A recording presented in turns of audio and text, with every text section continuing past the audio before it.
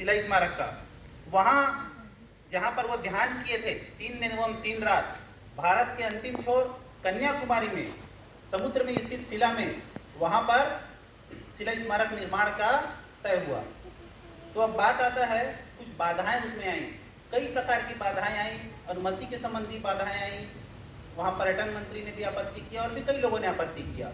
तो अनुमति कैसे मिले, इसके लिए लाल बहादुर शास्त्री जी ने एकनाथ रानडे जी को, जिन्हें कि विवेकानंद शिला स्मारक निर्माण का दायित्व सौंपा गया था, इन्हें सलाह दिया कि आप कुछ सांसदों के हस्ताक्षर करवा लीजिए, इससे इसकी अनुमति आपको मिल जाएगी। तो 3 दिन के अंदर में एकनाथ रानडे जी ने 323 सांसदों के हस्ताक्षर करा दिए, केवल 3 ही दिन में। इसके पश्चात उस स्मारक के निर्माण की अनुमति मिल गई। इसके बाद आती है धन की आवश्यकता की। तो पूरे भारत से 1-1 रुपए के कूपन के माध्यम से उस समय में 1,35,00,000 रुपए आम जन की सहायता से इकट्ठे हुए। इसमें से किसी से भी कोई बड़ी राशि नहीं ली गई। इससे हमको समझ में आता है कि पूरा देश उस स्मारक के निर्माण में इन्वॉल्व था। 2 सितंबर 1970 इस समय वो स्मारक जो है बन के तैयार हो गया। इसका उद्घाटन तत्कालीन जो उस समय के राष्ट्रपति थे वीवी गिरी जी, उनके हाथों कराया गया।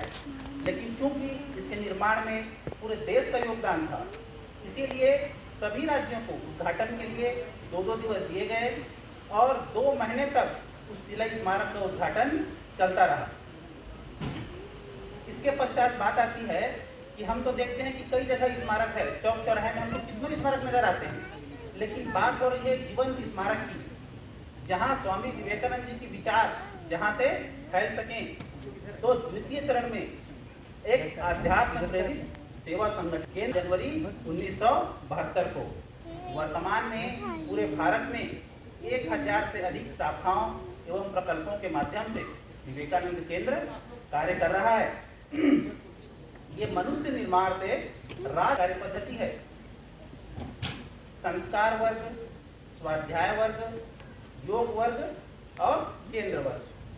संस्कार वर्ग, बच्चान समय में बच्चे जो संस्कार से विभिन्न अपराधों का कारण बन रहा है, तो बच्चे संस्कार से जुड़े रहें, हमारी भारतीय संस्कृति को जाने, जो कि आजकल स्कूलों के माध्यम से प्राप्त नहीं हो पा रहा है।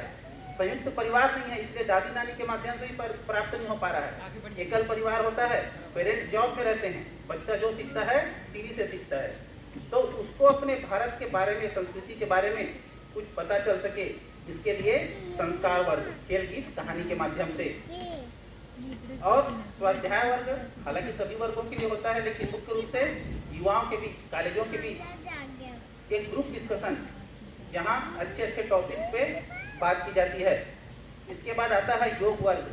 हमको सभी कार्य करना है, कुछ भी करना है तो स्वस्थ रहना आवश्यक है। इसके लिए योग वर्ग, विवेकानंद केंद्र योग के क्षेत्र में बहुत कार्य करता है।